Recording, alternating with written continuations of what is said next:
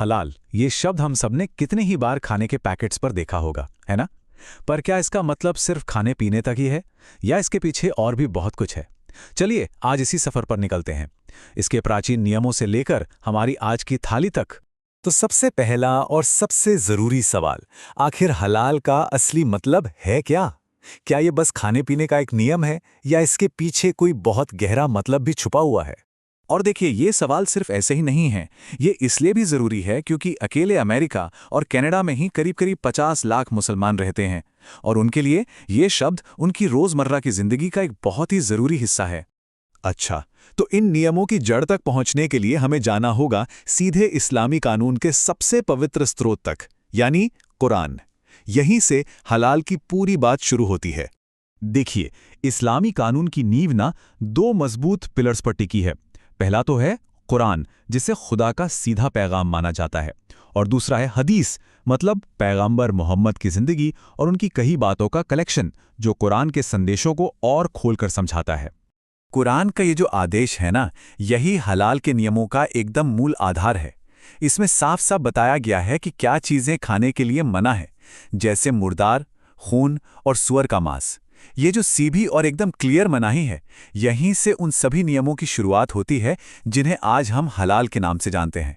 तो अगर हम कुरान के हिसाब से देखें तो मोटी मोटी बात यह है, मुर्दार, खून और सूअर का मांस तो पूरी तरह से मना है ही। साथ ही वो जानवर भी हराम है जिन्हें ज़बह नहीं किया गया हो, मतलब जिन्हें इस्लामी तरीके से काटा न गया हो। और हाँ, इन सब के अलावा हर तरह के नशीले ड्रिंक्स पर भी पूरी पाबंदी है। तो अगर कुरान को हम नींव माने तो हदीस उस पर बनी पूरी इमारत की तरह है। ये उन नियमों को और बारीकी से समझाती है और उन सवालों के जवाब देती है जो शायद कुरान में सीधे सीधे नहीं मिलते। चलिए अब देखते हैं कि ये नियमों के दायरे को कैसे और बढ़ाती है।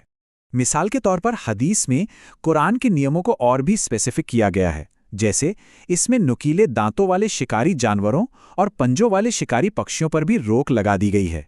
इससे क्या होता है कि नियमों का दायरा और भी क्लियर हो जाता है। पर हाँ, एक सवाल मन में आता है कि आखिर ये नियम बनाए ही क्यों गए? इसके पीछे ना कई थ्योरीज हैं। पहली है पवित्र सिद्धांत। ये कहती है कि ये सब खुदा की मर्जी है और इसका मकसद सिर्फ हमारी फिजिकल हेल्थ नहीं, बल्कि रूहानी तौर पर हमें पाक साफ रखना है। एक और बड़ी मजेदार थ्योरी है व्यवस्था का सिद्धांत। इसके हिसाब से जो जानवर किसी एक कैटेगरी में ठीक से फिट नहीं होते, सोचिए जरा, जैसे केकड़ा जो पानी में भी है और जमीन पर भी, उन्हें आउट ऑफ ऑर्डर मानकर खाने से मना कर दिया गया। ये एक तरह से प्रकृति में बैलेंस बनाए रखने का आइडिया था। और फिर आता है एक बहुत ही प्रैक्टिकल एंगल, आर्थिक सिद्धांत। ये थ्योरी कहती है कि जिन जानवरों को पालने का खर्च उनसे मिलने वाले फायदे से कहीं ज्यादा था। जरा सोचिए, रेगिस्तान जैसे माहौल में एक सूअर को पालना कितना मुश्किल और महंगा होगा, तो उन्हें धीरे धीरे मजहबी तौर पर मना कर दिया गया। लेकिन रुकिए, हलाल की कहानी सिर्फ यहीं खत्म नहीं होती। एक और बहुत जरूरी कॉन्सेप्ट है जो इस पूरी बात को एक अलग ही लेवल पर ले जाता है, और वो है तय्यब। ये सिर्फ ये नहीं पूछता कि क्या खाने की इजाजत है, बल्कि ये भी पूछता है कि वो खाना कैसे बना है। तो तय्यब का मतलब क्या है? सीधा सा मतलब है जो चीज साफ सुथरी हो, शुद्ध हो और अच्छी हो। मतलब ये सिर्फ इजाजत से एक कदम आगे जाकर खाने की क्वालिटी और उसकी प्योरिटी पर जोर देता है। अब इस फर्क को समझना बहुत जरूरी है। हलाल ये बताता है कि क्या खा सकते हैं, मतलब सब्जेक्ट क्या है। वही तय्यब ये बताता है कि उसे कैसे बनाया या उगाया गया है, मतलब प्रोसेस क्या था। सोचिए, चिकन तो हलाल हो सकता है, लेकिन अगर उसे पालने या तैयार करने का तरीका गलत है तो फिर वो तय्यब नहीं कहलाएगा। ये जो डायग्राम है, ये इस रिश्ते को बहुत अच्छे से दिखाता है। आप देखिए, किसी भी खाने के लिए दो चीजें जरूरी हैं। एक, वो हलाल हो यानी अ सब्जेक्ट, और दूसरा, उसे बनाने का पूरा प्रोसेस तय्यब हो। जब ये दोनों चीजें मिलती हैं, तभी वो खाना सही मायनों में इस्लामी नजरिए से पूरा माना जाता है। एक के बिना दूसरा अधूरा है। दोनों मिलकर ही असल सुरक्षा और मन का सुकून देते हैं। चलिए कुछ असली दुनिया के उदाहरण देखते हैं। चिकन हलाल है, लेकिन अगर उसे जानवरों की हड्डियां खिलाई गई हों तो वो तय्यब नहीं है। मछली हलाल है, लेकिन अगर उसे गंदे सीवेज वाले पानी में पाला गया हो तो वो तय्यब नहीं है। मुझे लगता है ये उदाहरण हलाल और तैयब के बीच का फर्क एकदम साफ कर देते हैं। तो कुल मिलाकर तैयब का मकसद क्या है? एक तरफ तो शरीर के लिए पूरी तरह से साफ सफाई और सुरक्षा, और दूसरी तरफ मन का सुकून। ये इस बात को पक्का करता है कि खाना सिर्फ साफ और शुद्ध ही ना हो, बल्कि उसे खाते वक्त एक रूहानी तसल्ली भी मिले। ये एहसास कि जो खाया जा रहा है वो अपनी मान्यताओं के बिल्कुल मुताबिक है। चलिए अब इन प्राचीन नियमों को लेकर सीधा आज की दुनिया में आते हैं। सवाल ये है कि ये सारे सिद्धांत आज के मॉडर्न समाज और इकोनॉमी में कैसे फिट होते हैं। तो आज की दुनिया में इसका असर कितना बड़ा है, जरा अंदाजा लगाइए। अकेले अमेरिका में हलाल फूड की मार्केट हर साल लगभग 10 अरब डॉलर की है। तो ये अब सिर्फ एक मजहबी नियम नहीं रह गया है, बल्कि ये एक बहुत बड़ी और तेजी से बढ़ती हुई इंडस्ट्री बन चुका है।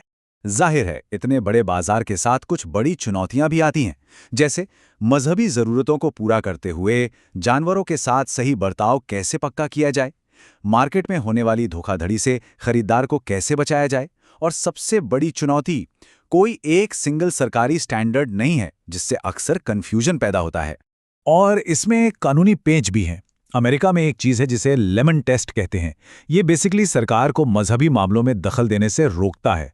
अब इसी वजह से हलाल के नाम पर होने वाले फ्रॉड के खिलाफ कोई खास कानून बनाना मुश्किल हो जाता है, क्योंकि इससे धर्म और सरकार के बीच की लाइन धुंधली पड़ सकती है। वैसे स्टैंडर्ड बनाने की कोशिशें इंटरनेशनल लेवल पर भी हुई हैं।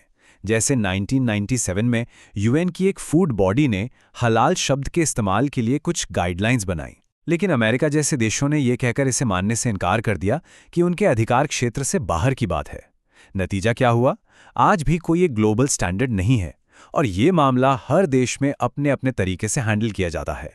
तो ये सारी बातें हमें एक बहुत बड़े सवाल पर लाकर खड़ा कर देती हैं। जैसे जैसे हलाल का कॉन्सेप्ट तैयब के सिद्धांत से जुड़कर फूड सेफ्टी और नैतिकता पर ज्यादा जोर दे रहा है, तो क्या ये सिर्फ एक मजहबी नियम से आगे बढ़कर कॉन्शियस कंजम्पशन का एक नया ग्लोबल स्टैंडर्ड बन रहा है? एक ऐसा स्टैंडर्ड जो शायद उन लोगों के लिए भी मायने रखे जो सिर्फ ये जानना चाहते हैं कि उनका खाना आ कहां से रहा है और उसे बनाया कैसे गया है।